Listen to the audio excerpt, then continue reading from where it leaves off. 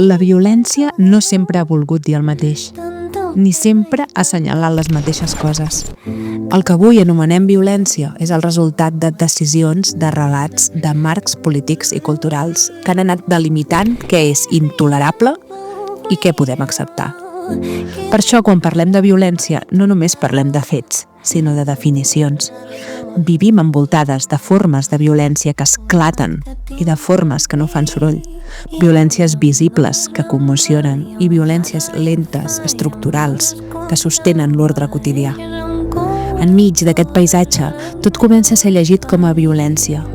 Aquest desplaçament pot servir per denunciar, però també pot confondre. Si tot és violència, què ens permet posar límits? Què ens permet intervenir? I davant d'això, qui té el poder de definir què és i què no és violència? La violència no és només un acte, és també una relació, una estructura, una manera de gestionar el conflicte o de no gestionar-lo. Però hi ha violències considerades legítimes? I si acceptem aquesta legitimitat, com s'evita que es converteixi en costum, en autorització, en inèrcia? Potser el repte que tenim no és condemnar ni justificar la violència, sinó entendre com es defineix, com es distribueix i com es pot interrompre sense reproduir la lògica que la fa possible. Protocol d'inici. Fahrenheit 441. Just abans que cremin. Sessió 2. Violència. Agent registrat Ada Colau. Perfil. Activista social i política. Funció declarada. Defensa dels drets socials des de l'activisme i la institució. Variable crítica detectada. Evitar la dicotomia entre ser poder formal i ser cos exposat a la violència. Estat del debat. Permanent. Agent registrat Oriol Parrex. Perfil. Filòsof i investigador. Camp d'anàlisi. Pensament polític contemporani. Ètica i teoria republicana. Funció no declarada. Desplaçar les preguntes. Desactivar respostes massa ràpides. Incomodar els consensos. Variable crítica detectada. La tendència a moralitzar la violència sense revisar les estructures que la produeixen. Estat del marc conceptual. En disputa. Organització registrada. Nova. Representació. Luca Gervasoni. Funció declarada. Promoure la transformació social mitjançant l'acció no violenta. Variable crítica detectada. La no violència com a estratègia política davant la violència estructural. El límit entre desobediència transformadora i acceptació de l'ordre existent. Estat de la pràctica. Atenció. Això és un laboratori. Obrim. A veure, hi havia una bateria de preguntes i la primera, no cal que la seguiu tampoc fil per randa, però penso que la primera era com així per escalfar i jo us la proposo i també intentaré ficar cullerada. Però la pregunta era on estem, en quin moment ens trobem respecte a la violència ara. Jo suposo que no ho hauria de dir ara mateix, però espero que no, jo pressuposo que aquí estem bastant bé, no? Flow? Però la qüestió és com confrontem i com ens posicionem respecte a la paraula. Què és o què vol dir això de violència? Jo de primeres vull dir que m'ha semblat brutal la introducció. Entre la música, les paroles, no sé qui ho ha escrit, però de veritat que felicitats. En part hem valorat aixecar-nos de la taula i anar-nos-en, perquè jo crec que ja s'ha dit gairebé tot. Però és que de sobre... A mi em preocupa molt el tema de la violència. Treballo en una organització que es diu Institut per a No Violència des de fa més d'una dècada, és a dir, que crec que he provat que és un tema que em preocupa. I escolteu, i volia ficar un tema sobre la taula, perquè a veure, aquí estem en una taula progressista de persones que jo crec que fa temps, no? que us heu i ens hem significat en la defensa de moltes coses, i estic segur que hem comprat molt aquest marc de que les violències no només són directes, són culturals, són estructurals i tot això creix. Jo crec que això vull que ho parlem, però a mi, sincerament, ara el que em preocupa és que per primera vegada des de fa molt de temps el que està creixent és la violència directa al món. Vull dir, que les altres també, per suposar, de menys desigualtats, però jo el que veig és que mira que avui les dades. El 2008 va ser l'any on va morir menys gent des de l'edat mitjana producte de violència, 2008. I des de llavors el ritme s'ha accelerat fins a tal punt que estem en un ritme que des de la Segona Guerra Mundial no hi havia tants conflictes, tantes guerres, tants interessos i el pitjor, que enfront de tota aquesta dinàmica criminal, jo el que veig és que la resposta que estem fent és apostar per un rearmament massiu on la meitat de la població, no sé, la meitat d'aquesta sala creu que hem de fer més i hem d'invertir més en armament perquè és el futur de tot plegat, S'aposta també per reforçar la policia. Jo crec que aquesta onada ideològica repressiva que ens ve a sobre em preocupa molt perquè, no sé, no? Tenim el govern més progressista de la història, però en realitat una de les coses que fem en el lloc on treballo és monitorejar com s'ataca als moviments de protesta, d'acord? I també aquí està creixent, però està creixent moltíssim, com es legitima que per part de les forces policials doncs es persegueixi, es limiti el dret a la protesta, no? El dret a la dissidència cada cop més gent creu que no és rellevant, i a mi la veritat és que aquesta dinàmica on es permet que creixi la violència directa em fa una por horrible. Sí, és evident que estem en un moment que fa moltes coses, no? I que efectivament vivim un món de violència cada cop més explícita, perquè és evident que violència implícita n'hem conegut molta. Jo en concret, per la meva trajectòria, que també em vincula alguna de les persones de Sabadell que avui també estan aquí, que vam fundar la PA fa molts anys, doncs precisament la PA va ser una forma de denunciar una violència estructural, sistèmica, que ensorrava vides senceres de forma absolutament silenciosa i invisibilitzada. Per tant, no era explícita aquesta violència, no era una violència real i objectiva, no? que destrossava vides senceres amb un sistema absolutament injust, no? Hipotecari, bancari, etc. No? Per tant, hi ha violències que a vegades, quan són invisibles o no són explícites, són inclús pitjors perquè és més difícil assenyalar-les, és més difícil combatre-les, és més difícil fer estratègies, no? perquè són invisibles i no estan reconegudes pública i oficialment. Dit això, evidentment que no ens tranquil·litza que siguin explícites, perquè com bé deies, no?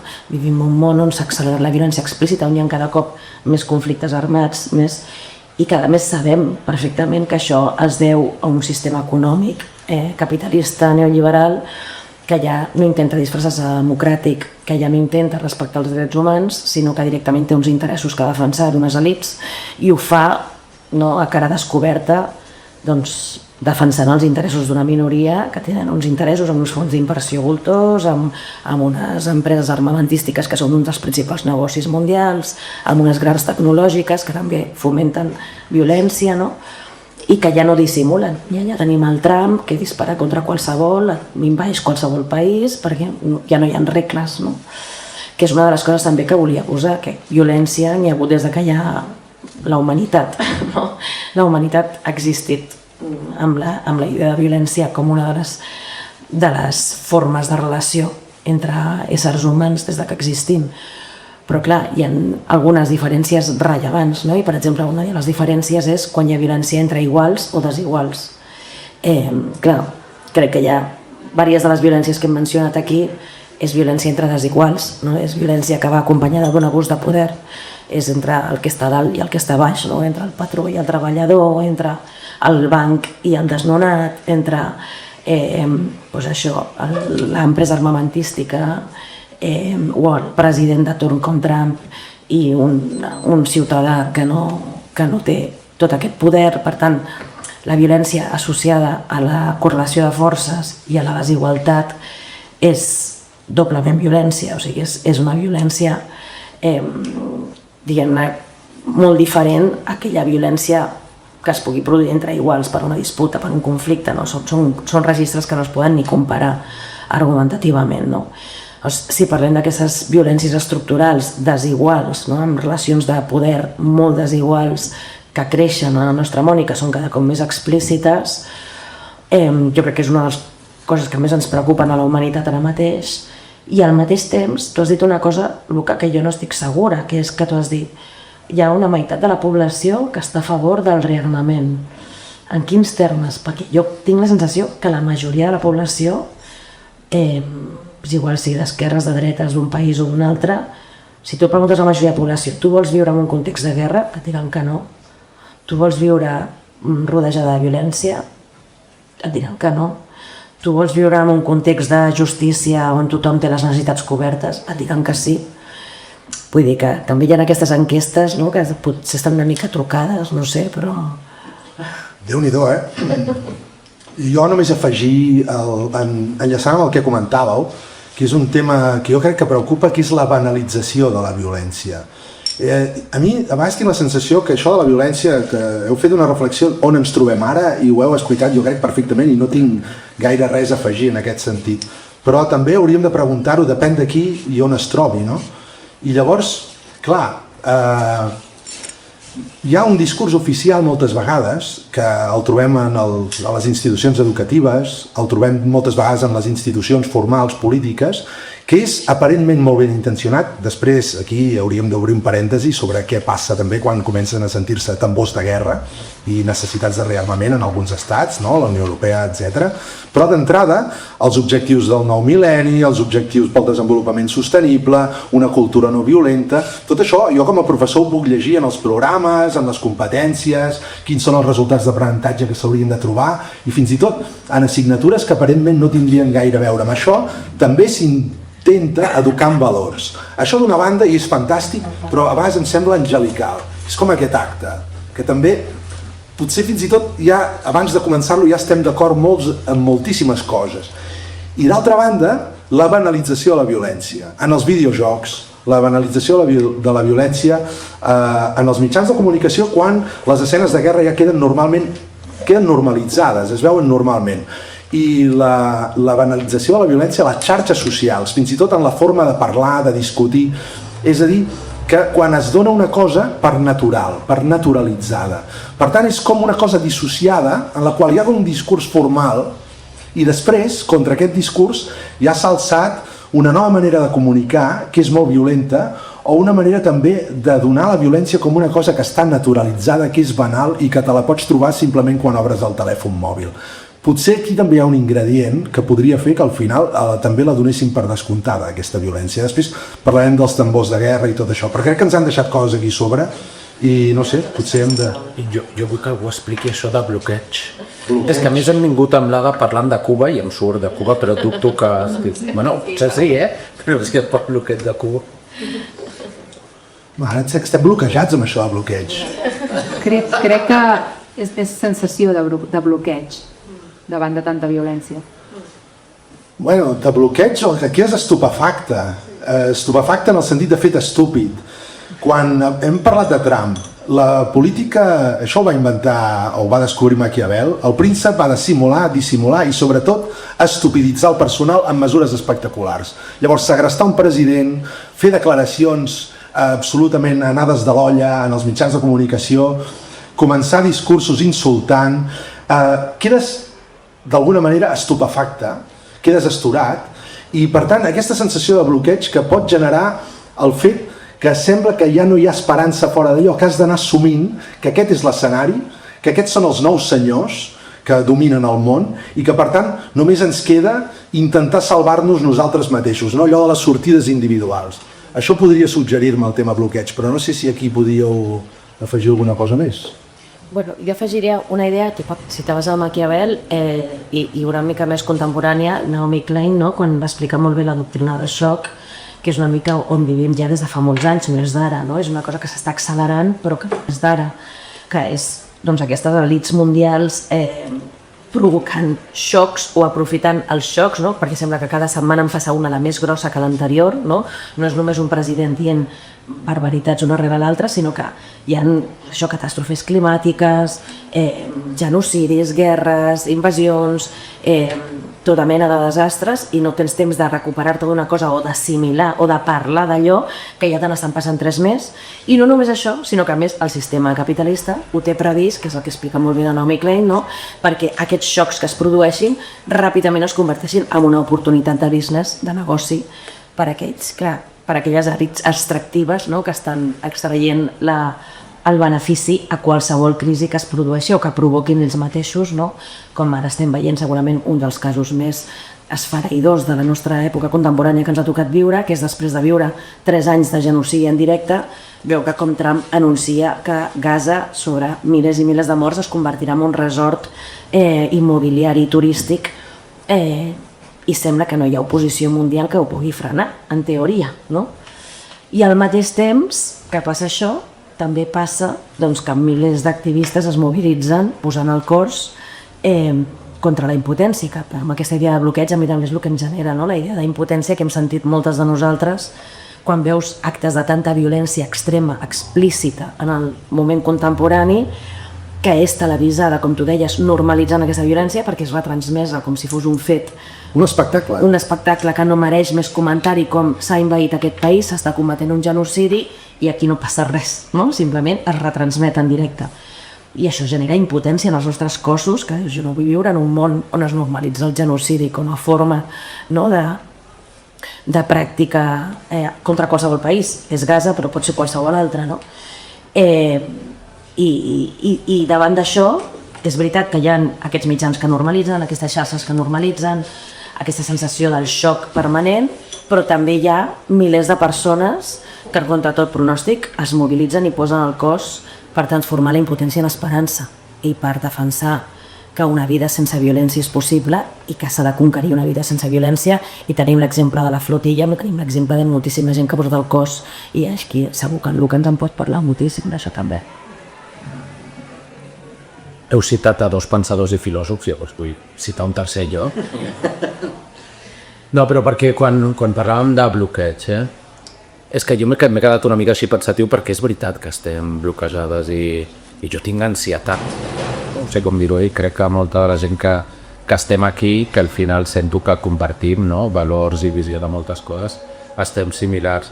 I en aquest sentit, clar, he mirat que deia com definien algunes persones violència i m'ha agradat la visió de Simone Weil, que deia que hi ha una condició prèvia a la violència que és l'objecte, és a dir, que jo contra el que exerceixes violència l'has de convertir en un objecte, no ha de ser una persona, no? Per poder superar el límit del que jo penso està per sobre de la teva vida, no ha de ser un ésser humà, no? I aquesta capacitat de convertir en objectes els palestins a casa, de convertir en objectes als ucranians, als sudanesos, als etíops, a la gent a Myanmar, al Rohingya, en moltíssims llocs, però escolteu, però també aquí, els dissidents, els migrants, no? Vull dir, ens converteixen en objectes i és com tota una estratègia comunicativa en la que jo sento que no estem trobant respostes. És que reconeguem-ho, no estem trobant respostes. L'únic és que jo sí que tinc, i aquí ara se'ns ficava, no? Aquesta part de sensibilitzar. Estem bloquejats, hi ha menys sensibilitat cap a la vida, jo això sento que estem en un moment que és així, però sí que volia reivindicar una cosa, que de la mateixa manera que ho deia abans l'Ada, no? Que la violència és connatural en l'ésser humà, i és veritat, jo crec que la solidaritat, la fraternitat, l'empatia també és connatural en l'ésser humà, i això al final doncs, estem en una època dolenta, hi ha tota una revolució tecnològica que està passant per sobre de molts valors, però no tinc cap mena de dubte de que això és una onada i que tornarem i sabrem reconstruir-nos, i serà justament aquesta gent, no? Que no tanca la mirada, no? I que segueix endavant qui podrà tirar endavant. I escolteu, un dels escriptors que a mi més m'agrada, que es diu Stefan Zweig, que ara s'ha posat super de moda i crec que és l'autor més citat al Parlament de Catalunya, una dada que em va semblar preocupant, però sempre penso que es va suïcidar a Porto Alegre, segur que Hitler havia guanyat la Segona Guerra Mundial, no? Ell i la seva dona, escrivint Memòries d'un europeu. Ostres, clar, no sé com dir-ho, no caiguem en el pessimisme màxim, perquè les coses poden canviar. Sí, el tema del nihilisme i el que deies de la deshumanització, és a dir, la violència, i m'ha encantat que citessis a Simone Weil, perquè t'ho agraeixo moltíssim, perquè té a veure amb el fet de l'objecte que pots matar, però prèviament també que pots esclavitzar, és a dir, és la cosificació de l'altre, és un objecte i sobretot és una deshumanització. I efectivament, quan la porofòbia, per les persones que malauradament viuen al carrer, per exemple, també, si hem obert els diaris últimament, han estat objecte també de violència per part d'alguns grups, els immigrants que arriben en el país i encara no són plenament reconeguts. Per tant, totes aquestes persones, que són persones, no es veuen com a tals i per tant sembla que això dona llicència per poder ser d'alguna manera maltractades i ser objecte de violència. I hi ha una qüestió d'aprenentatge, hi ha una qüestió d'educació, ens estan aquí deixant coses i ens acaben de deixar una paraula molt bèstia, que no sé si dir-la, fracàs, hem fracassat. No ho sé, tu què penses, Ada? És un fracàs això? Jo sempre dic, jo crec que el món és complex, els éssers humans són complexes, no són maniqueus, i per tant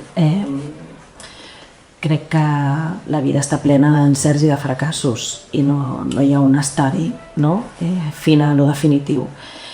Depèn de què fem nosaltres amb tot allò que ens passa i per tant és cert que ens pot tocar una època de crisi múltiple i de violències estructurals i d'un capitalisme neoliberal que en la seva enèsima crisi ens es torna més violent que mai contra el planeta sencer, però jo sempre dic que aquells que volen mantenir els seus privilegis, l'estatus quo i una situació estructural d'aquesta màxima violència que estem vivint per mantenir els seus privilegis i els seus beneficis, aquesta violència no és gratuïta, no és arbitrària. Podria ser-ho, però en aquest cas estem parlant d'una violència a nivell planetari que té una funció molt concreta, que és mantenir uns privilegis i mantenir un status quo. No és una violència simplement per crueltat, que també n'hi ha, també en tenim d'aquesta, però és una violència de la que estem parlant majoritàriament ara, que està al servei d'una minoria per mantenir els seus privilegis i el seu status quo a costa de la majoria de la població. Doncs, què és el que vol aquesta minoria que manté aquest sistema econòmic que genera violència estructural a tot el planeta? El que vol és que ens sentim fracassades, el que vol és que ens sentim impotents, és que ens sentim deprimides i ens quedem a casa pensant que no hi ha res a fer, amb això que dèiem de la doctrina del xoc i el bloqueig, és el mateix, com a part del mateix, és tot tan gran, és tan terrible, és tanta la crueltat que estem veient cada dia normalitzada en els mitjans de comunicació, que per on comences, et sobrepassa, qualsevol persona mínimament sensible se sent absolutament esfereïda, i per tant la tendència seria quedar-te en el teu sofà deprimida, impotent, que és com han sentit moltes de nosaltres els últims anys veient el genocidi en directe i veient com assassinaven milers de criatures en directe i ningú feia res, començant per la vella Europa. Però precisament, com que jo crec que això respon a una lògica de poder i a una lògica d'unes minories que volen mantenir els privilegis, hem de reaccionar i no estar allà on ens esperen. Ens volen que ens sentim fracassades, ens volen que ens sentim impotents. Nosaltres hem de trobar les nostres estratègies per sortir d'aquest estadi i reconstruir l'esperança, no de forma naïf, ni ingènua, ni simplista, de forma complexa i de forma, diguem-ne, exigent, amb esforç, però jo crec que sí que tenim algunes experiències que ens demostren al llarg també de la història de la humanitat de moltes organitzacions col·lectives que han desafiat allò que semblava inevitable, que han desafiat grans injustícies, que han desafiat grans violències i han guanyat. Per tant, tenim també referents de grans victòries col·lectives contra la violència.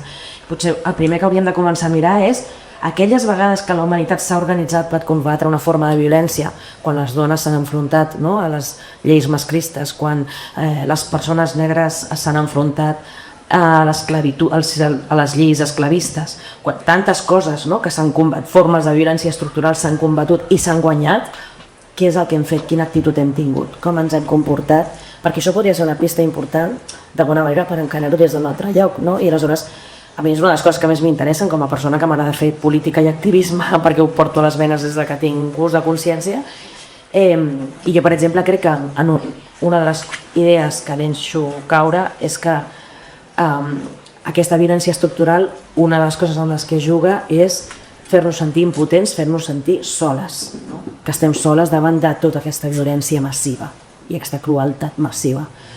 Jo crec que és veritat que, un cop més, aquest sistema econòmic neoliberal que impera al món sencer, una cosa que ha fet bastant bé és crear narratives i crear formes de vida que han tendit a atonitzar-nos, a fomentar l'individualisme, a la idea aquesta que l'èxit o el fracàs és una cosa personal, i crec que hem de recuperar el més ràpid possible totes les formes comunitàries possibles. És a dir, que una de les claus per poder combatre aquestes violències que rebem massivament, quotidianament, és reforçar la idea de comunitat. És a dir, quan tu estàs en comunitat i no estàs sola, trobes maneres d'organitzar-te per frenar aquestes violències, per burlar aquestes violències, i atures desnonaments, o et fiques en una flotilla i te'n vas a Gaza per aturar el genocidi i el bloqueig de Gaza, fas una vaga massiva per canviar les condicions laborals,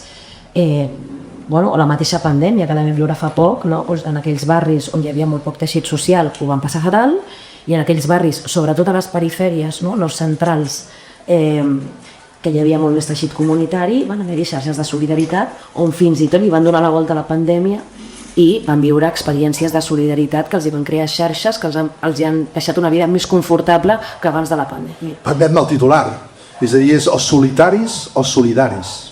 És a dir, que en aquest sentit la comunitat també salva. No una comunitat de qualsevol tipus, perquè ara permet-me també una mica de joc dialèctic. Hi ha comunitats que poden ser molt opressives, hi ha comunitats que exerceixen violència simbòlica, el sentiment d'adhesió a la comunitat per no fallar a la comunitat també pot generar algun tipus de força, d'autoritat, o inclús pitjor de violència contra les persones que necessiten aquesta comunitat per continuar surant, no? Per tant, segurament haurem de fer molt de cas de les experiències, i això els historiadors del món contemporani o els historiadors en general ens poden ajudar molt, veure aquelles experiències de lluites des de baix que han aconseguit objectius i que han aconseguit d'alguna manera situacions més justes a través de revoltes, i per tant aprendre del passat, aprendre les lliçons de la història. Però una cosa que tu també deies abans i que jo l'he apuntat ràpidament, era fora de micro, però alhora també hem d'inventar, perquè no podem repetir. Per tant, la feina és ingent. És una feina que també ens podríem sentir aclaparats i bloquejats, però jo penso que ens hem de sentir entusiasmats. És a dir, per motius de queixa i per deprimir-se i per estar anestesiat davant del sofà, no cal que ningú ens els proporcioni perquè ja estan, diguéssim, en l'ambient. El que cal d'alguna manera és motivar i entusiasmar. És una miqueta allò de necessitarem tot el vostre entusiasme. Com ho veus, això? Doncs que no ens ho estan posant fàcil, no? Ens han sabut per parlar de violència. Vull fer notar que ens han portat les paraules bloqueig, fracàs, desensibilització i violència legítima. Molt bé, hòsties, que tema. Bé, i en aquest sentit jo volia jugar a la dicotomia que ens obria ara l'Oriol per ficar una reflexió sobre la taula, no? Que és, volem ser optimistes, ens fan parlar de violència, i què és el contrari de la violència? Perquè el que et surt de dins és, la violència és la pau entesa com pacificat, com em quedo al sofà cuidant de la meva família, cuido les meves plantes, el meu hort, me'n vaig a Eivissa, no sé, vull dir, això és la pau, això és contra la violència. Jo crec que això s'ha estudiat i en absolut, el contrari de la violència s'assembla molt més. Això Gandhi, no sé, es fa raro de vegades citar Gandhi, no sé per què, en realitat em cau bé Gandhi, vale? Però, com en un meme, però que ahir utilitzava una paraula molt xunga que era ahimsa, que realment fa de mal citar, no? Però que vindria a ser com això, com no violència, que és lluitar per la veritat, lluitar per la veritat. La força de veritat. La força de la veritat, sí. Vale. Jo en això sí que crec que és una mica, que és exactament el que deia la d'ara, no? De dir, el contrari de la violència no és la passivitat, és lluitar per la justícia, per la comunitat, per allò que ens uneix. I aquí és on s'obre la qüestió de la violència legítima, que està ficat amb molt mala bava com a concepte aquí, ho vull fer notar. Bé, depèn del que diguem, pot ser que anem directament al quartet. És a dir, jo estic en un institut de no violència, jo aquí ho tinc bé, diguem, sí, la resta prudència, vale? Però... Bueno, que estiguis en un institut està molt bé, però vull dir que tu també pots opinar. No, vull dir que m'ho crec, home, vull dir que m'ho crec. No volia dir això, sí, no que sí.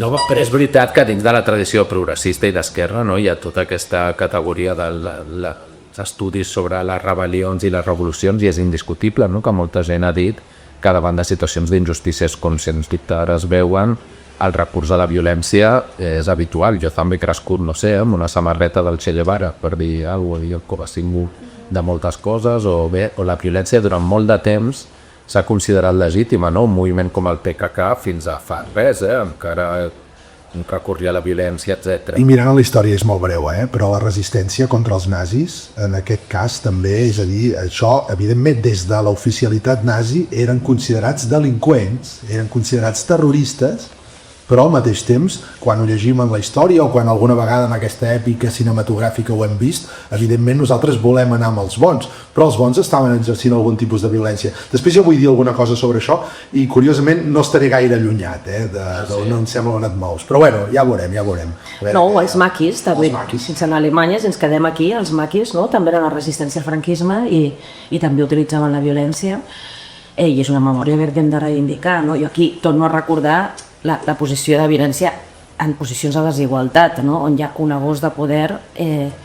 Crec que és diferent una violència d'autodefensa i de lluita per l'existència que una violència sistèmica amb totes les armes per arrasar una població, una dissidència, una idea diferent o el que sigui, no. Crec que no són violències comparables, encara que efectivament siguin totes formes de violència. Jo igualment també soc de l'escola de Luca, vull dir, soc de l'escola de la no violència i soc kantiana en el sentit de... Mira, la pau perpètua. I camusiana, no? I existencialista, en el sentit de crec que has de cada dia, en el teu dia a dia, per molt complex que sigui el món, molt contradictori, i ho hem d'abraçar, que aquesta vida és contradictori i complexa, no podem pretendre que sigui tot nítid, no? I perfecte, però assumint aquesta complexitat, aquesta petita màxima quotidiana de comporta't com voldries que fos el món cada dia en la teva vida, a mi em funciona bastant, no? De dir, sí, jo no ho podré resoldre tot, encara que m'ajunti amb els altres, m'atravessaran 1000 contradiccions, però intentaré cada dia davant d'un dilema, davant d'una situació, actuar com m'agradaria que actués el conjunt de la humanitat, no? I potser això em d'aprovar una miqueta a fer una miqueta millor, no? I en aquest sentit, no? Sí que crec que podem parlar de no violència, no de forma naïf o ingènua, sinó com una pràctica compromesa cada dia que et pot portar a riscar la vida, literalment. Vull dir que no vol dir que sigui en absolut pacífica o passiva, ni molt menys, no? Sinó que et pot portar a ficar el cos. No? Passiva no, però pacient sí. Deixo sobre la taula, perquè hi ha una cosa que em sembla, no sé, arran del que estàveu comentant, se m'ha acudit de cop i volta que la violència té molt a veure amb la velocitat. No, és una mena de lliure associació d'idees, no? Però quan alguna cosa necessita temps i has de ser pacient, per exemple, pots aconseguir persuadir els altres que la tenen perquè te la deixin, o pots intentar trobar un camí que sigui dialogat, pots utilitzar la raó, pensar, que per pensar kantianament es necessita molt de temps també, però en canvi estem acostumats a obtenir les coses ràpidament. I en un context d'acceleracionisme tecnològic és allò que alguna vegada en algun anunci, en alguna entitat bancària sortia, no? Ho veig, ho vull, ho tinc. És a dir, no hi ha mediació, no hi ha reflexió, només hi ha la immediatesa i la velocitat. I això jo ho associo també molt a la violència. És a dir, hi ha un problema amb una franja territorial del Donbass, per exemple, ens hem cansat d'esperar, directament entrem, o ens hem cansat d'esperar i directament els bombardegem. És a dir, tu miris des del punt de vista que tu miris. Però, és a dir, s'ha acabat el diàleg, que necessita temps i necessita espai i necessita paciència, i entrem directament amb la qüestió de la violència. Només per posar-ho sobre la taula, però una vegada el David Bueno, científic, em va explicar que una cosa és l'agressivitat, i és natural, que pot ser quan reacciones per autodefensar-te, i una altra cosa, i aquí és on anem amb el tema de la cultura de la no violència, és quan dones nom i categoria cultural a aquesta agressivitat, la potencies i la legitimes. Aleshores ell proposava parlar de violència. Una cosa seria la reacció pulsional, podríem dir, que pot ser agressiva per defensar-te o per fugir. I d'altra banda, quan això agafa categoria de discurs per legitimar, aleshores estaríem parlant directament de violència i de cultura de violència. Semblen contradiccions, no? Perquè un esperaria que la cultura i la civilització fos una cosa pacífica i que la violència fos una cosa dels bàrbars. Però jo tinc la sospita que la civilització està feta d'una violència estructural, com deies tu, no? L'almenys l'actual civilització capitalista, i que per tant d'alguna manera hi ha carta de naturalesa a la violència en la nostra mateixa cultura. A vegades en com s'expressen els mitjans de comunicació i a vegades també en com es justifica a l'hora d'emprendre determinades accions o per crear determinats discursos que són tambors de guerra per tornar a haver-hi, per exemple, el servei militar obligatori en alguns països que ja s'està proposant aquesta cosa, per tornar-nos a mentalitzar amb la idea que hi haurà conflictes, i aquí hi ha una qüestió important, que hi haurà conflictes que només tindran resolució per la via violenta, i potser sobre la taula, entre moltes coses i provetes que tenim, també hauríem de parlar en algun moment del problema del conflicte i del problema de la violència. Si conflicte equival a violència, i efectivament què passa amb el conflicte, i si conflicte finalment també és connatural a la naturalesa humana, per parlar com no parlaven els existencialistes, però si per condició humana realment el conflicte forma part de nosaltres. Ostres, discutir d'això amb un filòsof ens ho fica difícil. Això és cantatio benevolenti. Però volia ficar dues idees sobre la taula. No sé si vau veure ara un article que es va publicar fa poc, que han trobat unes restes arqueològiques que demostren que són de les més antigues d'Europa i que hi va haver una matança massiva de totes les dones i tots els nens d'un antic poble que crec que va ser per França. Vale? Això és només per dir que sí, que aquesta violència sistemàtica sense fre, no? De ficar les idees o les necessitats per sobre de la vida s'ha donat al llarg de la història. Però vull fer una contra, que és una història molt antiga, que és de la República Romana, vale? L'altra és més antiga, vale? Però també, mira, hi ha un republicà, la República Romana li agrada. Hi va haver una sèrie de normes que van fer contra els patricis i els ciutadans de que volien imposar uns impostos cada cop més alts que consideraven abusius. I tota la població de Roma va decidir, imaginem-nos com era la situació, d'anar-se de Roma a viure en un coll proper durant el temps que fos necessari per tal que els propietaris, els governants, per tal, donat que no tenien els recursos provinents dels impostos per poder fer la seva política, doncs al final van haver de canviar de política. A mi això, com a mesura diferent de fer les coses, és una capacitat que tenim. I en aquest sentit, escolteu, per seguir combatent aquesta idea de fracàs, bloqueig, etc. Impotència, vull ficar una cosa sobre la taula. Aquests últims mesos he participat molt d'una campanya que es diu Act for Palestine, que potser us sona perquè vam fer un partit entre Catalunya i Palestina, vam fer un concert al Sant Jordi, no? Sobre Palestina, etc. Primers resultats. Hi ha hagut més de 50.000 persones que han anat participant en totes aquestes accions, pagant 40 euros per anar a veure un concert, sapiguent que els recursos aniria allà. Hem arribat, l'hem mirat, al voltant de 5 milions de persones han estat a través de les diverses accions mirant i aprenent sobre la situació a Palestina, etc., amb moltíssima gent participant, etc. Hem recollit, no puc dir la xifra perquè encara no l'hem fet pública, però centenars de milers d'euros, vale? De tot de gent, de donacions. Escolteu, això quan ho expliques a gent a Alemanya, a França, a Itàlia, a qualsevol lloc, sabeu com ens veuen? O sigui, clar, al·lucina, vull dir, hi ha una visió, no dic que sigui la Rosa de Foc, vale? o la Catalunya, però hi ha una visió de que sí, que hi ha una força comunitària aquí molt gran, i de no tancar les mirades, perquè sí, Palestina és molt important, escolteu, l'Ada es va literalment jugar la vida o dècades a la presó per poder pujar la flotilla, i és algo que, no sé, vull dir que jo crec que no s'acaba d'entendre del tot des de fora, o sigui que crec que l'havies fins i tot d'explicar, però ostres, crec que hem d'estar molt orgulloses, que estem fracassant, sí, però mentre fracassam fem tot això, d'acord? La flotilla va sortir des de Barcelona i estava impulsada per gent des del Brasil, no sé com dir-ho, i de Palestina, per suposat, d'acord? Si escullen Barcelona, si escullen Catalunya, si escullen aquí és perquè tenim una força que seguirà aquí, d'acord? Tot i que fardem alguna cosa. Això era sobre Palestina, sí que volia dir una cosa que podem parlar de l'experiència de la flotilla si voleu, però jo més que de la flotilla volia parlar d'algú que he dit a moltes xerrades, no? Que, o sigui, la flotilla, sempre explico, jo hi vaig anar paramudíssima, o sigui, jo necessitava posar el cos. Després de sentir-me tan impotent durant més de 2 anys, necessitava posar el cos per combatre la impotència i demostrar-nos que podíem fer que les coses fossin d'una altra manera no prevista. Sí.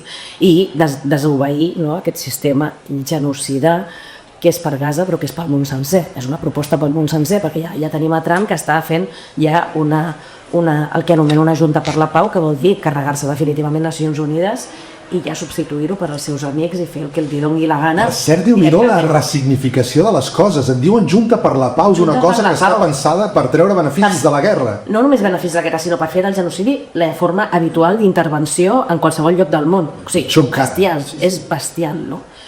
Això és el que estan fent ara mateix els senyors, no? Que tenen el poder de les armes i dels diners en el moll. I davant d'això, una colla de replegats ens pugem a vaixells de segona mà i ens anem al mar amb tota la incertesa que havien de estar 10 dies i vam estar 5 setmanes i vam acabar a la presó, però res comparat amb el que pateix la població de Palestina, això s'ha de dir sempre. Però va ser una acció d'això, d'esperança, una acció radical d'esperança de dir jo desobeeixo aquest sistema genocida, no em conformo i poso el cos per una altra cosa. I crec que es van moure moltíssimes coses, més enllà dels vaixells, no? Perquè hi ha molta gent que es va moure a terra i van passar moltes més coses i això és el que ens ha de donar forces per continuar. Però jo deia de Palestina que on vaig aprendre més, i aquí hi ha Luca i té una intervenció perquè va ser també amb la seva ajuda que vaig poder participar en una delegació internacional que vam anar a Cisjordània abans d'anar a la flotilla i vam estar a la part que s'han portat menys atenció mediàtica perquè és una brutalitat extrema, perquè és aquest colonialisme que ha portat dècades amb un sistema d'apartheid amb tota la violència sistèmica diària que significa l'apartheid, no? Pues, se n'ha parlat molt a Sud-àfrica, però això està passant a Palestina des de fa dècades, no? I vaig poder amb una delegació internacional i veure amb els meus ulls com hi havia doncs això, carreteres per palestins plenes de forats i autopistes de primer nivell per als israelians, com les normes valien per uns i no valien pels altres, com hi fan checkpoints, com els hi fan la vida impossible, com fan empresonaments sense cap ordre judici a mi judici, etc. Com els impedeixen recollir les olives, no? I recollir les olives es converteix en un acte de desobediència absurdament, etc. Però veient tot això, la cosa que més em va impactar i de la que vaig aprendre més és això que ells mateixos i elles explicaven, no? I que dic, mira, resulta que on he après més feminisme en els últims anys ha sigut a Palestina, perquè per mi el feminisme és defensar la cultura de la vida enfront de la cultura de la mort. I jo he vist a la gent palestina com té molt clar que precisament Israel, l'estat d'Israel, no? I el seu govern el que pretenen és imposar la cultura de la mort i ells com a màxima forma de desobediència quotidianament en el seu dia a dia el que fan és defensar la cultura de la vida. Això em va semblar d'una potència, o sigui, d'un caràcter revolucionari, no? Com cada dia t'estan enviant colons, exèrcit, et disparen amb metralletes, et tiren gasos, et detenen a fills sense cap ordre judicial, o sigui, exerceixen una violència extrema i la resposta és tornar a plantar una olivera, tornar a recollir les olives, obrir casa teva de forma solidària i recollir a tothom i oferir-li el menjar que tens, que les criatures juguin al carrer, que s'organitzin per una escola, que ballin, que cantin, no? Abraçar la cultura de la vida. I això ho vaig trobar tan revolucionari, però tan absolutament revolucionari, o sigui, és que encara se'm posa la pell de gallina quan ho recordo, no? I em sentia una idiota europea, que hem perdut moltes coses a Europa des de fa molts anys, no? Amb una forta arrogància, pensant que érem el referent dels drets humans al món sencer, i em van donar una lliçó. Deixa que et digui una cosa, és a dir, és molt frapant i el tema és que una cosa és parlar-ne com ara estic intentant parlar-ne jo, des d'una certa distància i comoditat, no? Fins i tot amb una bata blanca, una cosa fins i tot, no? Una mena d'actuació i una mena de performance, però estem parlant d'una cosa molt greu. Però em recorda la diferència que hem explicat abans de quin tipus d'esperança és. Perquè aquests han passat pel foc de la desesperació. I després del foc de la desesperació hi ha una esperança que és aquesta cosa que tu en dius cultura de la vida.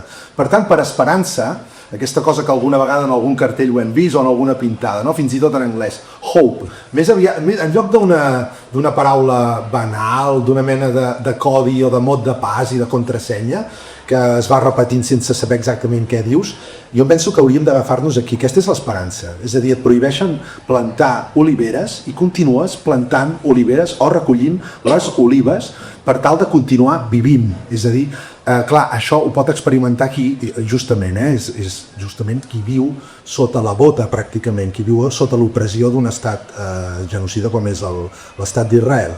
Però, justament, des de fora jo podria dir això, és a dir, hi ha una esperança que va més enllà fins i tot de la desesperació. Clar, què podem fer nosaltres? Bé, vosaltres vau fer la flotilla, tu també has parlat d'actes que s'han fet per Palestina, el partit de futbol, etc. És la solidaritat, però deixeu-me que us digui una cosa, i ara no és per trencar el meu suport, evidentment, a la causa palestina, però a vegades tinc la sensació que en els nostres entorns hi ha una sèrie de batalles, permeteu-me la paraula, que estan com de moda. És a dir, que són les nostres i que les veiem tota l'estona. I després n'hi ha moltes d'altres que són quotidianes també, que potser estan en d'altres continents com a l'Àfrica, que no les veiem i que també són duríssimes i que formen part d'aquest món que està en flames, pràcticament. Llavors, posats a ser solidaris, justament a vegades hauríem d'obrir el focus, no? Hi ha molta gent, i per moltes bones raons, amb un interès grandiós per Ucraïna, també hi ha molta gent amb molt bones raons per un interès grandiós per Palestina, però hi ha una gran quantitat de problemes al Sudan també i a molts altres llocs que a vegades no són notícia o que no ens semblen que són causes germanes justament perquè són molt llunyanes i molt desconegudes, però que justament estan vivint quotidianament el problema de la violència i el problema de la guerra també. Aquí us ho deixo sobre la taula. Ara mateix al món hi ha 4 conflictes d'alta intensitat que crec que són Myanmar, Sudan, Palestina, Ucraïna. El número de morts civils i especialment de nens al dia a Gaza en comparació de la resta ha estat infinitament més alt. Ho dic en el sentit que té un cert sentit, diguem, que focalitzem aquí perquè realment el que ha passat en termes històrics És un, sense cap ni... té molts pocs precedents i poca comparativa. De veritat, ho dic perquè crec que és important, perquè de vegades s'instaura el dir escolteu, passar a Myanmar és terrible i el que passa a Sudan és pitjor que el que passa a Myanmar, però en termes relatius i comparatius segueix sent gravíssim. Però clar, fixa't què fem, en termes relatius i comparatius. Bueno, ho dic perquè, no ho sé. Escolteu-nos també, que tens tota la raó, no te la negaré, però estem dient estem parlant de números. Exacte. Sí, però el que passa que no és el teu cas i llavors no tindria sentit discutir-ho amb tu, però reconeguem que al món hi ha una narrativa creixent de la guerra potser no és per tant, no sé com dir-ho, no ho noteu? O sigui, aquest Consell de la Pau que ha obligat, no només, i això és molt important, a augmentar la despesa militar a uns límits, o sigui, només a Europa del 2020 ara l'hem augmentat un 63%, augmenta un 10% cada any a Europa i per si de cas ni de broma és el lloc on més augmenta el món a Europa, la despesa militar. I tot això alhora passa mentre en nom del Consell de la Pau tots aquests països s'han carregat totes les polítiques de pau, de diplomàcia, de mediació, tot s'ho han carregat. O sigui, és que una persona dita Elon Musk, principal fortuna del món, va crear una agència per l'eficiència en la gestió dels diners públics i el que va fer, única mesura real, va ser carregar-se tota l'agència de pau i d'ajuda humanitària del món. Que dic, i no em perdó, has de ser un autèntic cabron perquè aquesta sigui la teva prioritat a la vida. El 40% de l'ajuda humanitària al món se la van carregar. Bueno, van sortint coses que en realitat ja han anat sortint, no? Perquè poder l'hem mencionat bastantes vegades. Sí, no? No, jo volia afegir aquesta interrelació de si hi ha jerarquia entre conflictes. És veritat que una tensió mediàtica hi és veritat que en la mobilització solidària no podem estar cada dia mobilitzant-nos per tots els conflictes i per tant pot haver-hi una certa jerarquia, però jo ho diria al revés. Jo crec que molta de la gent que ens hem mobilitzat per Palestina ho hem dit sempre des del punt de vista Palestina és la causa de la humanitat, Gaza és la causa de la humanitat i ens mobilitzem per Gaza per mobilitzar-nos pel Congo, per Sudan, per Myanmar i per qualsevol racó de la terra on hi hagi abús de poder, on hi hagi violència, on es menystingui la vida humana, on hi hagi doncs això, abús de poder i unes vides importin més que unes altres, o fins i tot pels Estats Units, no? on les vides migrants importin menys que les vides de persones blanques. Per tant, o sigui, parlem de Gaza per parlar de la humanitat, no parlem de Gaza per parlar només de la causa palestina, no? Jo crec que això també és important dir-ho. Fixa't, ens has deixat límits i definició. No sé si existeix una definició de violència. D'entrada, a vegades es diu que la tasca del filòsof és la de buscar definicions de les coses. Fatal. Perquè clar, és a dir, la gràcia, com sempre, és que la pregunta hi és tot, no? I la definició seria una resposta i s'ha acabat el joc ja. No? La gràcia és que sempre hi hagi preguntes. Però justament, és a dir, la naturalesa i el món no ens dona definicions. Les definicions ens les inventem nosaltres. La qüestió és quina definició de violència serveix més a la causa de la humanitat, si volem parlar així. Puix una pregunta. Però definició i límit, és que justament quan fem una definició estem parlant d'una delimitació, de límits. I era per lligar a les dues provetes, que no sé d'això què en farem, però mira... Vull fer-te una provocació. Una provocació endavant. Poder i violència són la mateixa cosa? Deixa'm que et digui una cosa.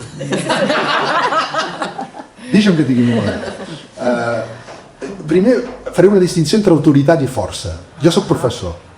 Si entro a classe i dic... Estic impressionat ja dient-ho. Aquí hi ha un tema de poder simbòlic. No? Jo soc professor, jo tinc una bata blanca, és l'argument d'autoritat. Això a vegades es veuen els anuncis quan diuen aquesta rentadora funciona perfectament, t'ho diu algú amb bata, t'ho diu un professor. Però el tema és aquest, quan hi ha autoritat no s'ha d'exercir la força.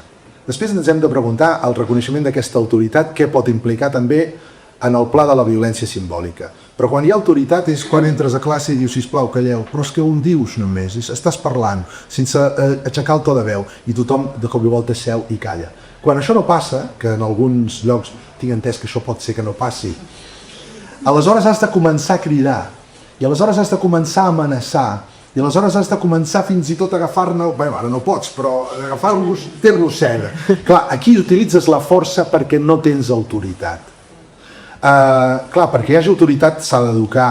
Autoritat no és només Hannah Arendt té un article, un capítol llarguíssim sobre l'autoritat on no acabem de treure'n l'entrellat perquè podríem dir moltes coses. Autoritat no vol dir sempre bo i força no vol dir necessàriament sempre dolent, però clar, poder i violència. A vegades el poder es pot exercir de tal manera que no sigui necessària la violència. El que em preocupa és el que heu posat vosaltres sobre la taula just al començament. Què passa quan totes les formalitats de la democràcia liberal i del concert polític mundial ja no valen i es comença a exercir de manera explícita violència directa? És a dir, què passa quan tota aquesta capa d'autoritat que havia funcionat relativament bé, perquè tampoc tant, des de 1945 fins... Jo crec que la crisi immobiliària representa un tall, i això té a veure molt amb la doctrina de xoc de Naomi Klein, i aquí hi ha un gran tall, una ruptura, i estem en una pantalla absolutament nova, volàtil i desconeguda. El món de demà és un món desconegut, és dimensió desconeguda justament perquè les coses s'han fet molt incontrolables, aquí hi ha control. És a dir, no sabem a quins mandataris realment els hi han d'exigir comptes i han d'ells de rendir comptes. Per tant, la qüestió s'ha tornat molt caòtica, no? És un pla justament de violència en el sentit de cosa caòtica. Per tant, poder i violència, no sé si això et satisfà. A mi em veus, ressona moltíssim el que dius en dos casos molt pràctics que he viscut en primera persona, una com a activista de la PA fa molts anys, acaba de fer 17 anys la PA, moltes felicitats i per molts anys. Doncs la PA que... O per no tants anys, perquè guanyem. Bueno, però quan guanya sempre queda molt per fer, saps què vull dir? L'actitud és aquesta, la vida s'ha de defensar per molts anys, perquè la PA és comunitat, és família, és moltes més coses, no és només aturar desnonaments. Aleshores, doncs a la PA, que va ser una escola política espectacular, no? Lluitaven contra una violència estructural, els abusos de la banca, els privilegis que els donaven uns poders polítics corruptes, clarament, amb portes giratòries amb les entitats financeres, un sistema clarament violent, una violència més que estava invisibilitzada perquè ningú en parlava, milers de persones afectades, amb depressions, amb situacions duríssimes, i la PA va visibilitzar això i es va organitzar comunitàriament per aturar els desnonaments, per forçar els bancs a negociar i a poc anar aconseguint petites victòries, no?, que permetien enfrontar temes molt grans, perquè en realitat són temes sistèmics i mundials, no?, com el sistema financer. No? Però aquí encara hi havia algunes regles, i això sí que he pensat moltes vegades amb la comparació de la situació de l'estat d'Israel, no?, que s'ha patat totes les regles amb el genocidi. I per això deia que la causa de Gaza és la causa de la humanitat, perquè la causa de la humanitat defensar que hi hagi algun tipus de regles consensuades. I el que ha fet Netanyahu, no?, i l'estat d'Israel és dir s'han acabat les regles, i després ha vingut Trump i ha dit efectivament s'han acabat les regles, jo m'encarrego d'extendre això a tot el món, me'n vaig a Venezuela, me'n vaig a on doni la gana, a Groenlàndia, on sigui, perquè ja no hi ha regles. No? El poder continua sent poder i a més ara és violent perquè no hi ha regles. No hi ha regles, i això és molt fort perquè amb els desnonaments, que hi havia una situació d'injustícia, d'abús de poder, de violència, però hi havia una comitiva judicial amb qui podies discutir i dir-li no, perdoni, jo tinc dret a un advocat i negociem perquè aquí hi ha molta gent concentrada i si no hauran de fer una cosa que nosaltres després posarem una denúncia. Algun diàleg possible hi havia. No? A mi ara vaig tenir l'experiència concreta quan ens van detenir en els vaixells al cap d'un mes i ens van portar pocs dies a la presó d'Israel.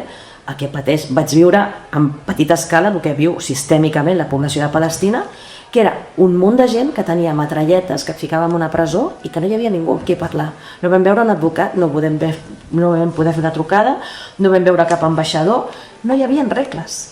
No érem ningú, no existíem, estàvem tancats enmig del desert i podia passar qualsevol cosa. Qualsevol cosa, de fet passava qualsevol cosa, que era que ens despertaven per la nit, que ens canviaven de cel·la, que no ens donaven de menjar, que no ens deixaven parlar amb l'exterior, que no hi havia cap dels drets bàsics de qualsevol presoner a les nostres presons aquí a l'Estat, i aleshores no sabies què passaria, hi havia un estat d'incertesa absolut i no hi havia diàleg possible amb aquell que estava exercint la violència. Aquest és un grau més que realment no? Per això deia que el genocidi a Gaza tenia aquest punt de defensar la causa de la humanitat, perquè ja no era només que s'exerceixi la violència de forma massiva, amb màxima crueltat, sinó que a més es carreguen les regles més bàsiques, per molt imperfectes que fossin, que ens havíem dotat com a humanitat.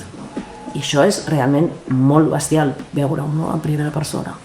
Clar, perquè la vulneració dels drets, que són límits també, justament fins aquí es pot arribar, fa que quedis totalment exposat. És aquesta vida, nua vida, no? Una vida totalment exposada al poder sobirà. En fi, això s'ha teoritzat, a vegades tinc la sensació que hi ha un cert luxe en la teorització, perquè si no després es pot viure en la pròpia pell i ja estem parlant d'una altra cosa. Ens ha deixat molt bé cobetes ara aquí, és el que no sé com ho veu vos, no? Jo tinc davant reparació, criança, víctima, la part de criança, crec que no tocaré el tema, bessons de 5 anys, vale? Vull dir, si penso en els darrers 5 anys, hem vingut amb l'Ada parlant d'això, no repetirem aquella conversa aquí.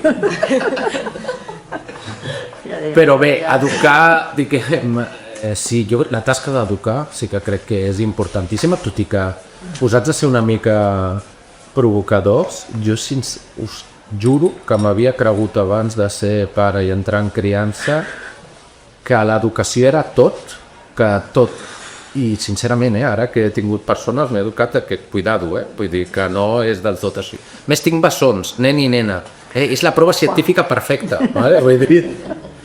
Però bé, és que tinc una preguntada que segur que no t'hauran fet mai a la vida, perquè a veure, hem començat a parlar de límits, això de poder i violència no és el mateix, jo estic molt d'acord, no? Per què? Perquè jo crec que hi ha una forma d'exercir el poder que no és violència, necessàriament, que es basa, i ara ho deies, no? en defensar regles, models participatius, en crear sistemes d'escoltar, on el poder sigui l'acció d'algú comunitari. Jo crec que això podríem estar, no?, d'acord en una tradició republicana compartida aquí. Escolta, pel que sigui, fins i tot jo, que crec això profundament, reconec que al·lucino amb que de cop gent que ve d'una tradició també republicana, però dels dolents, diguem, dels estats... El Partit Republicà dels Estats Units. Que agafin el poder i un té la sensació que en un any fan de tot. Tenen una capacitat de carregar-se, d'obligar, no sé, a més és... Jo reconec que no només és estratègia comunicativa, sinó que tenen com una bateria de ara toca aquest tema, aquest i aquest per tenyir, no? Una ansietat constant increïble. Has estat alcaldessa de la ciutat? Per què no podem fer el mateix? I cada matí anuncies una cosa. O sigui, com és des del primer això? Tu que ho has viscut. Tu que has tocat poder. Tocat poder relativament, perquè com dèiem abans el poder també és una correlació de forces, no? I per tant hi ha molts poders, no hi ha un únic poder. Hi ha el poder polític, el poder econòmic, el poder mediàtic, el poder de justícia. Aleshores, habitualment ha passat que arribava al poder polític grans partits que formaven part d'una xarxa de relacions de més o menys connivència, consens o acord amb les altres formes de poder, i aleshores podia semblar que els poders estaven alineats. No va ser el nostre cas. Es va notar bastant que no estàvem alineats. I aleshores, clar, va ser motiu de conflicte. I per tant, crec que sí que teníem l'autoritat, a mi m'agrada pensar l'autoritat feminista, no? L'autoritat, que això les pensadores italianes ho han explicat bastant bé, de l'autoritari que es basa en la relació en la que et donen els demés. O sigui, l'autoritat no la imposes tu, no dius, ei, soc l'autoritat, sinó que et venen les demés i et diuen, et reconeixem com a autoritat perquè volem que facis això en nom de totes, no? En aquest sentit, l'autoritat em sembla molt més interessant que la figura del poder. És una idea molt bonica, aquesta. És molt bonica, l'autoritat relacional, no? I per tant, l'autoritat te la donem i te la traiem, no? Perquè es pot revocar. Exacte, si ets útil a la comunitat et donem autoritat i et reconeixem ells, i dius que ens callem quan entrem a l'aula ens callem, perquè et reconeixem autoritat com a professor perquè ens fas aprendre coses que ens interessen i per tant et fem cas quan ens demanes que ens callem. Si en canvi pensem que ets un professor inútil i que no ens ajudes a aprendre res, ja ens pots dir que ens callem, que no ens callarem, no? En aquest sentit, l'autoritat relacional crec que és un concepte molt interessant, molt diferent del poder, no?, que s'imposa perquè té uns objectius que van més enllà de l'interès general, del benestar comunitari i persegueix una agenda pròpia. No? que malauradament és el que regna, diguem-ne, en els centres de poder del món actual, no? En aquest entramat de poders polítics, econòmics, mediàtics, tecnològics, etc. Però, esclar, la meva experiència va ser atípica, en el sentit que érem gent que no havíem estat mai en un lloc de poder i es va notar molt i que arribàvem amb una certa autoritat que venia de l'ús social, no? De la participació en l'àmbit social, però que ràpidament va entrar en conflicte amb el poder mediàtic, el poder econòmic, el poder judicial, i per tant això va ser motiu de querelles, de fake news i de moltes coses de les que s'ha parlat. No? Però sí que vam poder viure des de dintre també la potencialitat, que em sembla important també dir, no parlar només en negatiu, sinó la potencialitat d'ocupar llocs de poder. Jo convido a tothom a que s'animi, encara que no sigui fàcil, a ocupar espais de poder, no? En els que no ens esperen, perquè efectivament és el lloc on disputar poder fer les coses, no? I per tant arribar a les administracions que tenen, encara que de forma limitada, recursos econòmics, personal tècnic, capacitat de legislació urbanística en el cas d'un ajuntament, etc., són capacitats d'intervenció per transformar. No, si tu vols transformar la realitat, no has de cedir aquests espais de poder, has de disputar-los, no? I has d'intentar ocupar-los per exercir-los cap a l'interès general, no? I cap a la transformació social, cap a la justícia social, etc. Però, evidentment, si vas per fer una cosa que va contra tendència, doncs, evidentment, que trobaràs conflicte perquè altres poders, per exemple, Agbar, que no me'n cansaré de repetir el seu nom, no? Doncs, la multinacional que té l'aigua Agbar. Cap mitjà de comunicació diu el seu nom, jo sí que el dic. Perquè posen publicitat, posen molts milions de publicitat als mitjans de comunicació i, per tant, no els hi faran mai un reportatge sobre les pràctiques mafioses que actuen en el seu dia a dia. Tenen l'aigua privatitzada de Barcelona i de bona part de l'àrea metropolitana i tenen pràctiques mafioses per mantenir aquest negoci de l'aigua privatitzada. Com vam intentar plantejar simplement el debat sobre la municipalització, ens van ficar una bateria de querelles, etc. Seria un cas pràctic, diguem-ne, de com és ocupar el poder. Ja que parlem de poder i que ha sortit la idea republicana d'utilitzar el poder de tal manera que sigui una cosa civilitzada i no per la força bruta, deixeu-me també apuntar, no? Hi ha una idea que s'ha posat molt de moda, que bàsicament és la llibertat com no està interferit per ningú i sobretot, bàsicament, ja ho estem veient, llibertat com a dominació, és a dir, la del cowboy solitari convertit en actor global. Llavors, a mi m'agrada sobretot la idea de la llibertat no com a voluntat de poder i dominació, aquesta idea nietzscheana, sinó com a no dominació. És a dir, ser lliure és aquell que no està dominat per tercers. Però per aconseguir això, per aconseguir que jo no estigui dominat, per exemple, que no necessiti obeir totes les ordres que em dona el patró perquè no tinc més remei per la meva subsistència que obeir aquell patró, i els exemples que s'us puguin ocórrer, hi ha d'haver una associació republicana de ciutadans lliures i iguals que d'alguna manera facin servir aquest poder per evitar dominacions. Per tant, el tabú del poder, hosti, no m'agrada parlar de poder, però no sé què, depèn de com.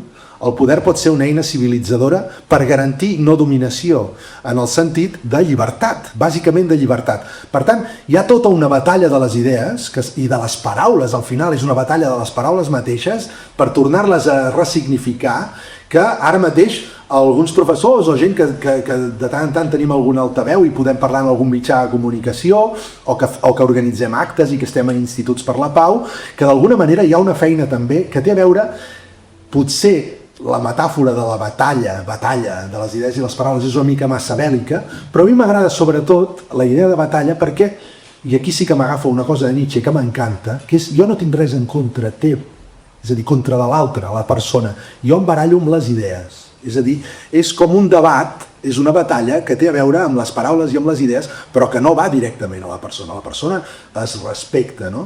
I per tant, la idea de respecte, la idea de norma, la idea de límit, és una idea que pot garantir la mateixa llibertat. Sembla antiintuïtiu, perquè un diria, escolta, jo per a ser lliure no vull cap mena de límit, però justament, i és una idea kantiana, i està molt bé que diguis això, perquè abans has parlat de l'imperatiu categòric, aquesta idea que bàsicament el que està dient és no utilitzar els altres com a mitjans, no cosificar-los, no deshumanitzar-los, no esclavitzar-los, tractar-los com a fills en si mateixos, també d'alguna manera té a veure amb que les lleis garanteixen que universalment cadascú pugui ser lliure. Per tant, és un principi de legalitat, és un principi de civilització fonamental en què d'alguna manera els ciutadans, i això és molt cansat, això costa molt poc de dir però costa moltíssim de fer, hem d'estar implicats. És a dir, hem de mantenir aquest esperit d'indignació quan les coses no ens agraden per poder sortir al carrer i a més ens hem de romangar i participar i demanar comptes i fins i tot de tant en tant, com és el cas aquí de l'Ada Colau, doncs agafar alguna responsabilitat política. Estàs a temps, Jo no m'interessa, no m'hi voldria, no desitjo això, cadascú, i això ho dèiem al començament, cadascú té el seu do, i a mi la naturalesa, o Déu Nostre Senyor, no m'ha donat el de ser un bon polític, no els hi desitjo això als ciutadans, però en canvi, mira, els puc entretenir i els hi puc donar conversa. És que m'has fet pensar en una cosa, ara és mal parlar, però va intentar explicar d'una manera el que tu deies, no? Davant d'aquesta mentalitat republicana de l'empatia, la cura, l'autoritat relacional. L'altra banda, entrevistaven a un pensador als Estats Units i va dir el problema que tenim és que a la gent els agraden los hijos de puta. ¿Vale? Ho va explicar així.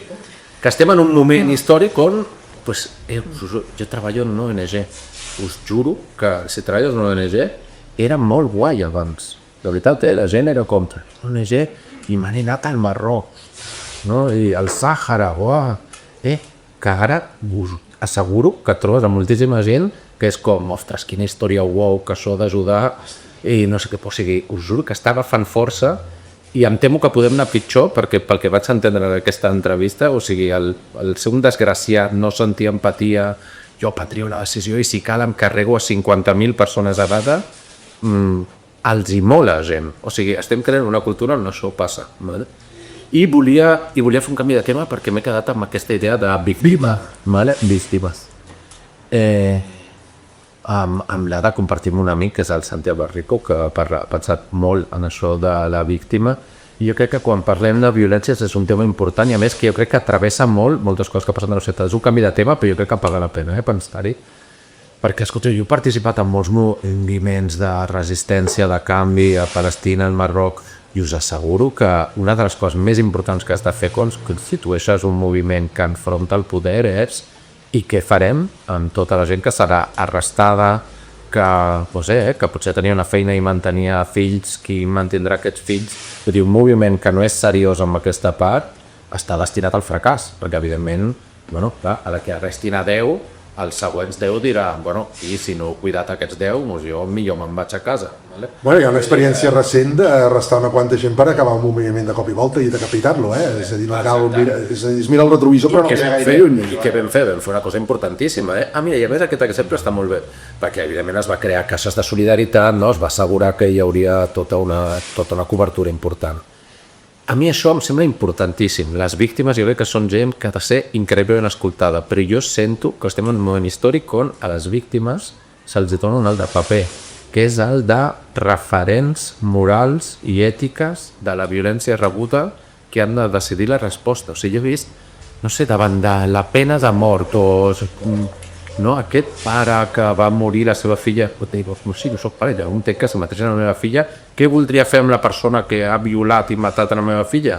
Doncs, no sé, però la voldria matar, no? Vull dir, no tinc cap... Però clar, dius, què havien de fer? Hi ha un llibre sobre això. Sí, vale, però en canvi ara jo sento que estem en un moment històric on donem moltíssima centralitat a les víctimes i crec que hem d'agafar com una certa distància perquè no pot ser que sigui la víctima qui decideix la resposta davant de les violències. Que haver-ho patit no fa la persona... Jo crec que és més. Si has patit una violència, no ets la persona adequada per dir quina és la resposta davant d'haver la violència. Republicanament això portaria a intentar substituir mecanismes que són de venjança moltes vegades comprensible, d'altra banda, per mecanismes més civilitzats. Farem molta propaganda republicana. Sí, ara ho deixo. Si voleu per compensar-ho podem fer propaganda monàrquica, ara que estem en aquesta setmana interessant, no? Aquesta de moda. No, però el tema aquest, jo crec que hem d'escoltar les víctimes, és a dir, el matís està molt bé, però no les hem de convertir en malauradament, perquè ningú és, en infal·libles. És a dir, no tenen infal·libilitat, però evidentment escoltar-les sense cap mena de dubte, no? Però estic bastant d'acord. Hi ha un llibre sobre aquesta mena d'ètica de la víctima que justament fa la crítica que tu fas i que, bueno, no sé si després, si això ho publiquen, podem recomanar perquè és interessant. Jo crec que faria un matís més que és, o sigui, superar la víctima individualitzada, aïllada, no? Com a autoritat moral per decidir què s'ha de fer. Però en canvi hi ha experiències de justícia comunitària que són molt interessants. S'ha fet tribunals populars, per exemple, allà on no hi havia justícia, per fer justícia, perquè les víctimes no només tenen dret a ser escoltades, tenen dret a reparació, no? I per tant, si tenen dret a reparació i no hi ha una justícia formal que els doni aquesta reparació, sí que és legítim que hi hagi dinàmiques col·lectives comunitàries per buscar aquesta reparació, no? Restauració. O restauració.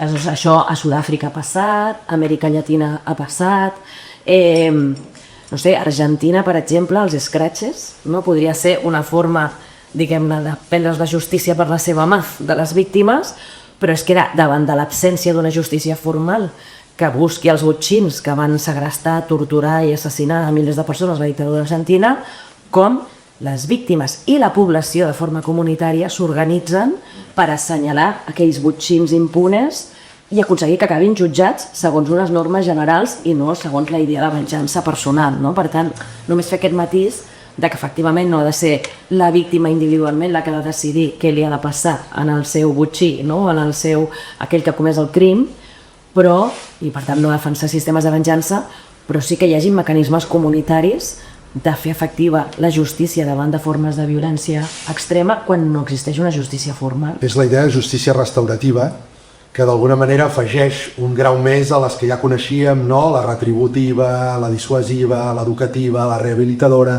És a dir, hi ha una gran quantitat de maneres de justificar càstigs, però les noves teories en termes de justícia restaurativa per reparar i fins i tot de fer-ho de manera comunitària, no? Els ubuntus, totes aquestes coses que hem anat coneixent, experiències, doncs d'alguna manera podrien anar en aquesta línia. Ens han deixat aquí una proveta que de cop i volta m'ha patat el cap. A mi també. M'acaba de patar el cap, això la fem pública per tothom, amor. Que bé. Estem aquí parlant de violència. Agraïm a la persona que ens ha portat amor aquí a la taula. Ens ha portat amor. Es pot ser alcaldessa de Barcelona i parlar d'amor? És l'única manera de sobreviure. Molt bé. Bàsicament. Jo sempre dic, una de les coses que em van passar, de les moltes coses que em van passar en els 8 anys que vaig ser alcaldessa, que em va tocar un període històric que Déu-n'hi-do, diguem-ne, amb tot el procés, la judicialització, la repressió, l'atemptat de la Rambla, la pandèmia, me'n va tocar unes quantes, i en el 2017, que va ser precisament l'any del referent i de la repressió i de l'atemptat de la Rambla, o sigui, va ser un any molt bèstia, el 2017, doncs jo vaig tenir un fill. I molta gent em deia, però com s'ha t'acut tenir un fill? Siguent alcaldessa de Barcelona en general i en particular en aquest període històric, com s'ha t'acut? I dic, doncs mira, crec que ha sigut intuïtivament el meu cos, que és més intel·ligent que jo, i que ha dit, anem a salvar la vida, i per tant, agafa't a la vida, saps? I el fet de tenir un fill em va mantenir, jo crec, lúcida, saps? Perquè em ficava un límit precisament davant de tant de dolor i tanta violència i tanta interpel·lació permanent, doncs precisament l'amor crec que em va salvar i em va mantenir, va fer que no perdés el cap directament, perquè cada dia quan tornava a casa tornava la pell, tornava un bebè, i això em reconnectava amb la vida i amb el sentit finalment d'estar viva, no? I de voler seguir cada dia intentant fer tot el possible per millorar la vida a la ciutat i al món, no? O sigui que jo crec que l'amor és un dels principals motors de... A mi m'agrada parlar molt cada cop més de desig, que és una cosa que crec que les dones haurien de portar a la política, que crec que tant en l'esfera personal individual com en l'esfera col·lectiva és un dels motors més interessants per transformar la realitat, no? Perquè hi ha molts sentiments que ens fan actuar, per exemple la por a l'extrema dreta. Pues ara fa que estem parlant molt, no?, de que la por a l'extrema dreta, que pot suposar molta més violència, encara més violència en el nostre país, doncs ens fa dir que les esquerres s'haurien d'unir per evitar l'extrema dreta i fa. Està bé que la por ens faci reaccionar, és una cosa escoltant, no? La por té un mecanisme defensiu interessant, però em sembla encara més interessant el desig, no?, com a motor constructiu, no?, de quin món vull, no? Per quin món vull lluitar jo, encara que em diguin que és impossible, encara que em diguin que és utòpic, encara que em diguin que és naïf, o sigui, què és el que desitgem col·lectivament, no? I cap a on ens porta això, què ens pot arribar a fer, imaginar, actuar, pensar, actuar, no? O sigui, què ens pot portar col·lectivament si desitgem col·lectivament un altre món, no? Doncs jo crec que és una de les coses que hauríem de portar, no? L'amor, l'associo al desig com a motors de transformació d'aquest món, de tot allò que no ens agrada i de tot allò que exerceix violència contra la vida, doncs per defensar com l'altre món efectivament no només és possible sinó que és necessari. L'amor és vida. Que estiguem en aquest punt i que haguem entrat a l'amor per poder anar tancant en mica en mica. Molt bé. Molt bé. L'amor és vida i amor per no mort. És a dir, l'amor i la mort són els grandíssims temes de la humanitat i pràcticament la millor literatura es podria resumir, i la filosofia també, en això, i justament l'amor en contraposició a la violència. Llavors, has parlat de desig i és important, però tornem a Simone Weil un momentet, perquè hi ha una idea que és molt bonica, i justament amb el tema dels fills passa això. És a dir, no és un amor de desig possessiu, de possessió, de tenir, no? Que de vegades és l'eros, sinó que és un amor de retirada i sacrifici per deixar que l'altre sigui. És a dir, tenir tu menys perquè l'altre tingui més. Aquest tipus d'amor, no? Que a vegades té una etiqueta, un qualificatiu d'agapètic, jo no sé això políticament com es pot traduir, perquè això potser ja estem parlant més d'ètica que no pas de política. Però justament l'amor a vegades pot tenir a veure amb aquest sentiment de filia i d'amistat, i amb això es formen les comunitats i és una cosa fantàstica, i aquí hi ha desig. Pot l'amor també tenir a veure amb el desig i aleshores estem en el pla de l'eros, però després hi hauria, podem utilitzar la paraula, un desig més latent, una cosa que no és brasa que crema, sinó més aviat de caliu, que té a veure no tant en ser més tu i en créixer i en posseir i en obtenir, sinó en retirar-te per deixar que l'altre sigui, i que l'altre pugui créixer i que l'altre pugui ser. A veure, no cal tenir fills per fer aquesta experiència, no? La podem fer perquè això té a veure amb la fraternitat, això té a veure amb la solidaritat, i per tant, d'alguna manera, si us hi fixeu, i jo per tancar una mica, és el contrari d'aquella velocitat violenta que volia tenir les coses a tota costa, sinó que tenia a veure amb aquesta cosa més pacient, que té a veure fins i tot a vegades en cultivar, no? Això es cultiva, és cultura en el sentit de que es cultiva perquè necessita temps i necessita paciència per veure després els seus fruits, però que no passa de seguida. I per tant, d'alguna manera podria curtcircuitar èticament, estem parlant d'una cosa ètica, jo no sé això si té traducció política, però almenys èticament curtcircuitar els impulsos que són més violents. Jo no sé, ja no que... Ara estem en tancament, molt fàcil. Devem ser el podcast que més ha parlat de Simone Weil, jo crec que 50 anys. Llavors jo vull estar parlant de Simone Weil explicant una anècdota que m'agrada, perquè jo crec que el tancament era parlar d'amor, m'ha semblat... Estic molt a favor que hauríem de parlar d'amor, i com a gest d'amor i Simone Weil només una anècdota, perquè ella, per les persones que no la conegueu, era una filòsofa que a banda d'escriure molt i molt bé, també va intentar portar a la pràctica, no? Moltes de les coses que feia, va passar molt de temps treballant en fàbriques fins al punt que va emmalaltir, va morir, va passar molt de temps recollint la vinya. I una de les... Va anar a la Guerra Civil, hi ha un llibre. Xavier Artigas. Fantàstic, tancar amb aquesta anècdota. I una de les coses que va fer és venir a Barcelona, no sé si va passar per Sabadell, però podria ser. I tant que sí, és impossible no passar per Sabadell. Per poder donar suport a la República es va associar amb la columna d'Urruti i va avançar cap a Madrid amb totes les columnes anarquistes. No hem parlat especialment a favor de la guerra, d'acord, durant aquest temps, però aquesta idea de l'amor, el desig i el compromís, m'agradaria ficar aquesta tercera paraula, no? Que hi ha moments on cal estar, cal esforçar-se, amb Simone Weil o sense, jo crec que em serà una lliçó molt important. Doncs jo, filant també diverses coses que han sortit, Jo voldria fer com una invitació general, no? Perquè suposo que això és perquè ens escoltin altres persones, a veure si els hi suggereixen coses en allò que estem dient aquí, que estem desbarrant una mica, però ja està bé. Està ple d'esbarrar, no? Perquè si Hi ha espais per desbarrar. és que hem de fluir. És que hem de fluir i hem de desbarrar perquè passin coses. Perquè si està tot codificat i és previsible, doncs no passen coses noves. És a dir, jo estic molt a favor de desbarrar, però hem desbarrat bastant. Doncs en aquesta desbarramenta que hem fet avui, jo em quedo amb convidat a aquelles persones que ens puguin escoltar aquí en directe o després, en digital, que davant d'un sistema món que clarament està en una onada distòpica, profundament violenta i cruel, intentant normalitzar el genocidi, les guerres i la desesperança en general, no? Davant d'aquesta violència sistèmica que també es tradueix en les nostres vides quotidianes, que potser n'hem parlat menys, no? Però que hi ha molta gent, no? que podem estar atrapades en aquesta idea de ens llevem cada matí i hem de pensar en treballar, en pagar el lloguer, en arribar a final de mes, en portar els nens a l'escola, en fer els esmorzars, en fer la compra, en fer totes les burocràcies de pagar les factures, i amb tot això se te'n va el dia, no? I dius, la vida era això? La vida era només això o era alguna cosa més?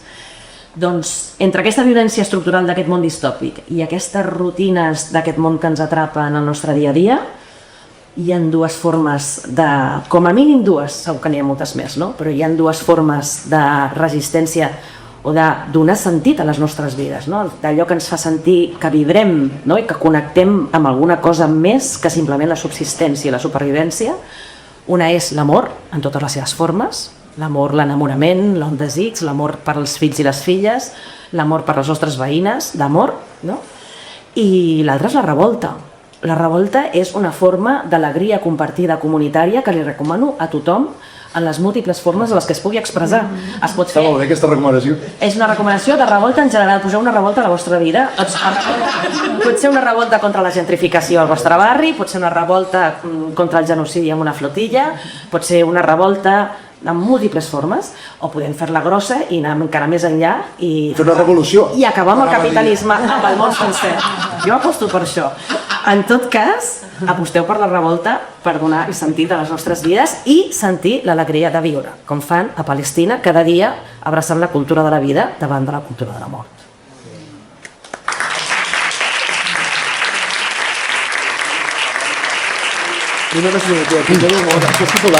Protocol de sortida. Tancant la sessió 1 de Fahrenheit 441, just abans que cremi. Despedir els agents i públic registrats. Moltes gràcies per la vostra participació. Esperem que la sessió hagi despertat les ganes de seguir conflictuant les unes amb les altres. Les esperem a la següent sessió.